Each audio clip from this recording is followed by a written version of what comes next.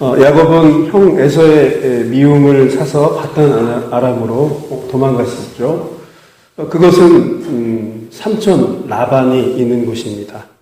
라반 삼촌에게는 두 명의 딸이 있었죠. 이 두 딸 레아와 라헬이었습니다. 레아와 라헬은 결국에는 야곱의 이제 아내가 되죠.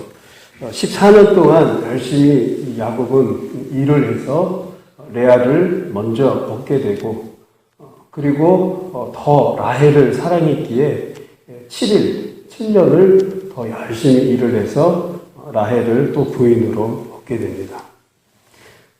이미 레아와 라헬은 아마도 야곱이 등장하기 전에는 서로 아주 친한 그런 자매 사이였었을 것입니다. 라반 아버지 밑에서 예쁘게 자란 두 딸이 어느 날 갑자기 등장한 야곱에 의해서 결혼을 하게 되었고, 그들의 인생이 이제 새롭게 펼쳐집니다. 오늘 본문에 보면 이제 새로운 가정을 꾸리게 되면서 그들 두 자매 안에서 서로 시기하고 또 질투하는 그런 내용이 담겨져 있습니다. 1절 우리 한번 읽어보도록 하겠습니다. 30장 1절 시작. 라헬이 자기가 야곱에게서 이들을 낳지 못함을 보고 그의 언니를 시기하여 야곱에게 이르되 내게 자식을 낳게 하라. 그렇지 아니하면 내가 죽겠노라. 아들을 낳지 못하는 것에 대해서 야곱에게 간청을 합니다. 그리고 그렇지 않으면 내가 죽겠노라고 이 언니를 시기하는 이 라헬의 모습, 이 두 가정, 한 가정 안에서 이 두 여인 사이에 아주 팽팽한 그런 긴장감이 이 자녀의 생산을 통해서 이제 시작이 됩니다. 그래서 언제까지나 그렇게 두 자녀가 이제 자매가 사랑스럽게 이렇게 자랐다가 이 한 남자에 의해서 이제 아주 힘들어지는 것을 보게 됩니다. 언니에게 사랑을 뺏길까봐 그렇게 이제 고민을 하게 되는 거죠. 라헬은 그래서 이 신형, 이 빌하를 들여보내게 됩니다. 야곱에게. 그리고 그 빌하를 통해서 단과 납달리를 생산을 하게 됩니다. 이 단과 납달리의 이름을 보게 되면 이 라헬의 그 당시에 아주 절망적인 그런 상황을 말씀을 해주고 있습니다. 이 단의 그 이름은 억울함을 풀어주신, 그리고 납달리는 경쟁에서 이긴다라고 하는 그런 뜻을 가지고 있습니다. 이 두 아이의 이름을 보더라도 그 당시에 라헬은 굉장히 절박한 심정으로 그렇게 아이를 생산했다는 것을 보게 됩니다. 실제 라헬은 야곱의 사랑을 독차지했던 그런 여인이었습니다. 그리고 그 당시 살고 있던 실제 부인도 라헬이었습니다. 그런데 언니가 더 많은 아이들을 생산을 하게 되자 사랑을 뺏길까봐 자기 나름대로 이렇게 고민을 하면서 이렇게 아이를 생산을 한 것입니다. 조바심이 났던 거죠. 이때까지 이 자녀의 스코어는 레아는 4명, 그리고 라헬은 2명, 4대 2가 되었습니다. 레아는 루벤, 시므온, 레위, 유다, 이렇게 해서 4명의 아이를 이때까지 낳았고요. 그 다음에 빌하는 단과 납달리, 이렇게 이제 생산을 하게 되었습니다. 이렇게 되자 레아 또한 불안하기 시작합니다. 그래서 레아가 또 자신의 또 방법을 사용을 합니다. 우리 9절을 한번 읽어보도록 하겠습니다. 9절부터 쭉 한번 읽어보도록 하겠습니다. 시작. 레아가 자기의 출산이 멈춤을 보고 그의 시녀 실바를 데려다가 야곱에게 주어 아내에게 삼게 하였더니 레아의 시녀 실바가 야곱에게서 아들을 낳음에 레아가 이르되 복되도다 하고 그의 이름을 가치라 하였으며 레아의 시녀 실바가 둘째 아들을 야곱에게 낳음에 레아가 이르되 기쁘도다 모든 딸들이 나를 기쁜 자라 하리로다 하고 그의 이름을 아셀이라 하였더라. 자, 레아는 드디어 또 갓과 또 아세 또 두 아이를 생산을 하게 됩니다. 이렇게 함으로 인해서 또다시 스코어가 또 변경이 됐습니다. 마치 자녀를 생산하는 그런 무슨 경쟁처럼 이 두 자매는 야곱을 통해서 그렇게 많은 아이들을 계속해서 이렇게 막 출산을 하는 것을 보게 됩니다. 창세기 16장 1절에서 3절을 보게 되면 이 아브라함의 고백이 있습니다. 여호와께서 내 출산을 허락하지 아니하신다라고 하는 그런 고백이 있습니다. 이 말씀은 어떤 말씀이냐면 결국 출산이라고 하는 것들을 통해서 하나님의 온전한 주권이 그 안에 들어가 있다라고 하는 것입니다. 하나님의 허락과 하나님의 방법으로 자녀를 생산하는 것이 옳다라고 하는 것이 바로 아브라함의 고백이었고 또 이 당시 하나님의 방법이었습니다. 그럼에도 이 레아와 라헬은 하나님의 방법이라든지 하나님께 묻고 기도하고 간구하기 이전에 자신의 방법들을 통해서 이렇게 자녀들을 마치 경쟁을 하듯이 그렇게 생산하는 모습을 보게 됩니다. 자녀를 주시는 이는 하나님이시고 또 이 모든 상황들을 이끌어 가시는 주권자가 하나님이시라고 하는 것입니다. 비록 가정에서 자녀를 생산하는 일이긴 하지만 이 당시 때 하나님께서 이 가정을 통해서 말씀하시는 것은 이 가정의 주권자요, 자녀들을 생산하는 이 모든 것이 하나님에 의해서 이루어져야 한다는 것을 오늘 본문을 통해서 말씀을 하고 있습니다. 특별히 아브라함은 이 하갈을 통해서 이스마엘을 낳게 되죠.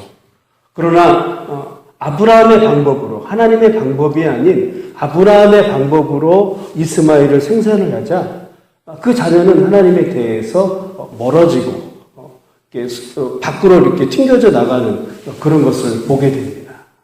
결국 이 당시 때 이 말씀은 이 가정에서 이야기하는 것은 바로 하나님의 방법과 그 주권 안에 있는 것을 설명을 하고 있습니다. 야곱도 사실 2절에 보면 자녀의 출산이 하나님의 주권인 것을 그 입술을 통해서 고백을 하게 됩니다. 우리 2절 30장 2절 한번 보도록 하겠습니다. 시작. 야곱이 라헬에게 성을 내어 이르되 그를 임신하지 못하게 하시는 이는 하나님이시니 내가 하나님을 대신하겠느냐. 그렇습니다. 야곱 또한 자신도 임신을 하게 되고 출산하는 이 모든 과정은 바로 하나님의 주권과 하나님이 하시는 일이다라고 이렇게 성경을 통해서 말씀을 하고 있습니다. 결국 이들은 하나님의 주권을 그렇게 무시했죠. 가장 결정적인 사건은 바로 이 본문에 나와 있는 합한채 사건입니다. 레아의 첫째 아들 르우벤이 밀이 익는 시기, 그러니까 보리가 좀 무르익는 그 5, 6월 그 시기에 들판에 나갔다가 우연히 합한채를 발견하고 그것을 엄마 레아에게 이제 들고 오게 되죠. 그런데 갑자기 보면 30장에 합한채라고 하는 이 식물이 등장을 하는데 도대체 왜 이 합한채라는 그런 식물이 등장할까요? 이 합한채는 이 고대 이 사회에서는요, 생식 능력을 증진시켜주는 그런 식물이었습니다. 뿌리는 고구마처럼 생기고요, 열매가 잘 익으면 이 빨간 그런 열매인데요, 그것을 먹게 되면은 생식 능력이 증진되는 그런 열매인 것입니다. 그래서 이 합한채에 또 이게 별명이 있다면 사랑의 사과라고 합니다. 이것을 먹게 되면 그야말로 자녀를 생산하는데 굉장히 큰 사랑의 그런 묘약인 것입니다. 이 두 자매는 그래서 이 합한채를 통해서 서로 또 어떤 하나님의 주권과는 거리가 먼 그런 계약을 하게 됩니다. 레아를 통해서 어떤 계약을 하죠? 라헬이 하룻밤을 약속을 하게 됩니다. 야곱을 비록 남편이긴 하지만 라헬과 같이 살고 있는 이 야곱을 레아에게 하룻밤을 보내주겠다. 그리고 루벤이 주어온 그 합한채를 나에게 주어라라고. 더 많은 자녀의 생산에 대한 그런 욕심을 라헬은 갖게 됩니다. 그래서 결국 이 두 사람은 그렇게 이제 약속을 하고 이제 합한채를 서로 얻고 또 하룻밤을 또 레아와 자게 됩니다.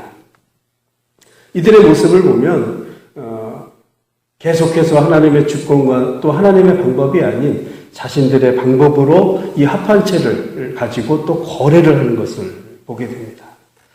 말씀을 마무리하도록 하겠습니다. 사랑하는 성도 여러분, 오늘 본문을 통해서 이 가정의 모습들을 보면 결국 이 당시 때에 자녀를 생산하는 모습, 그리고 남편과의 그런 관계, 이 모든 것들이 이 사실은 이들의 살아가는 방법이라고 하는 것입니다. 이들이 생활하는 영역이 바로 그런 영역입니다. 자녀를 생산하고 또 남편과의 좋은 관계를 갖는 것이 이들의 모든 그런 최고의 모습이었습니다. 그러나 그 가운데서 얼마만큼 하나님의 주권을 인정하고 얼마만큼 하나님의 말씀에 순종하면서 살아가느냐에 대한 그런 모습을 이 자녀 생산하는 이 모습을 통해서 오늘 보여주었다라고 하는 것입니다. 하나님의 백성들은 하나님의 말씀대로 순종하면서 주권을 인정하면서 살아가야 한다는 것입니다. 하나님을 인정하고 순종할 때 그것이 하나님의 백성다운 그런 삶이라고 하는 것입니다. 인간적인 그런 방법으로 살아가는 것이 아니고 하나님의 말씀에 순종하면서 살아가는 그런 모습이 진정한 하나님의 백성다운 그런 삶이라고 하는 것입니다. 레아나 라헬을 보면 어떠한 모습에서도 자녀를 생산할 때 하나님께 묻거나 기도하거나 예배를 드리지 않았습니다. 자신의 그런 방법으로 그렇게 합판체를 가지고 거래를 했고 자신의 방법으로 시녀들을 그렇게 보내서 그렇게 자녀들을 생산하는 모습을 보았습니다. 물론 하나님은 결국에는 은혜로운 우리에게 또 은혜를 끼치시고 우리를 보호하시는 하나님이시기 때문에 이 모든 이 12자녀들을 다 12지파의 대표로 주님께서 또 세워주시는 그런 또 은혜의 하나님이시기도 합니다. 우리의 실수마저도 우리의 연약함마저도 하나님은 또 그렇게 세워주시는 그런 하나님이십니다. 우리가 하나님의 말씀대로 살아간다는 것은 참 쉽지 않습니다. 때로는 순종하면서 주권을 인정하면서 살아간다는 것은 많은 사람들이 알아주지 않습니다. 특별히 내 생활에 있어서도 큰 변화가 일어나지 않는 것이 또 우리 하나님의 백성들의 다운 그런 삶인 것입니다. 그러나 그 가운데서도 묵묵하게 하나님의 말씀을 순종하고 또 그 주권을 인정하면서 살아가는 것이 우리의 최선의 그런 믿음의 삶인 것입니다. 오늘도 그렇게 하나님 말씀을 인정하고 또 주권을 인정하면서 살아가는 그런 저와 여러분이 되시기를 간절히 바라겠습니다. 기도하시겠습니다. 사랑해 주님 감사합니다. 레아와 라헬처럼 우리의 삶에 살아가는 방식이 우리의 생각과 또 우리의 방식대로 살아가지 않는지요. 하나님 우리의 삶을 한번 조명할 수 있는 귀한 시간 되게 하여 주셨소서. 하나님의 주권을 인정하고 말씀에 순종하면서 하나님의 방법대로 또 하나님이 원하시는 그 뜻대로 살아가는 그런 우리의 삶 될 수 있도록 주님 함께하여 주셨소서. 하나님 오늘도 이 귀한 말씀을 통하여서 내 생각보다 하나님의 귀한 뜻들을 먼저 우리가 발견하게 하시고 또 순종하면서 살아가는 귀한 하루 될 수 있도록 주님 인도하여 주시옵소서. 함께 하시는 감사하며 예수님의 이름으로 기도드렸습니다. 아멘.